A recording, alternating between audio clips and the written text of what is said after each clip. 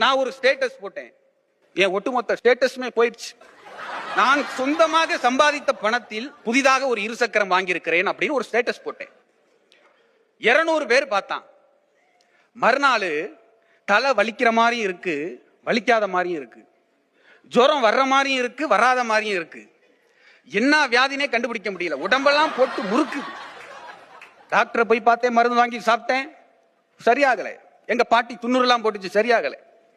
எங்க ஊர்ல உள்ள ஒரு பூசாரிட்ட போய் வெத்தலையில மை போட்டு பார்த்தேன், அதுலயும் ஒன்றும் தெரியல. இருந்தாலும் அவர் இது மாதிரி பல கேஸை பார்த்திருப்பாரு. ஸ்டேட்டஸ் போட்டதுக்கு அப்புறம் தான் இப்படி ஆயிருக்கு.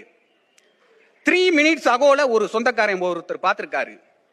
அவர் தான் ஏதோ ஒரு வேலை பார்த்திருக்காரு. நான் கேட்டேன், ஏதாவது பரிகாரம் சொல்லுங்க சாமி. முள்ளால தான் எடுக்கணும், அது மாதிரி வச்ச ஸ்டேட்டஸால தான் எடுக்கணும். உடனே வீட்டுக்கு போய் நான் வாங்கின இருசக்கர வாகனம் விபத்தாயிருச்சுன்னு ஸ்டேட்டஸ் வையினாங்க.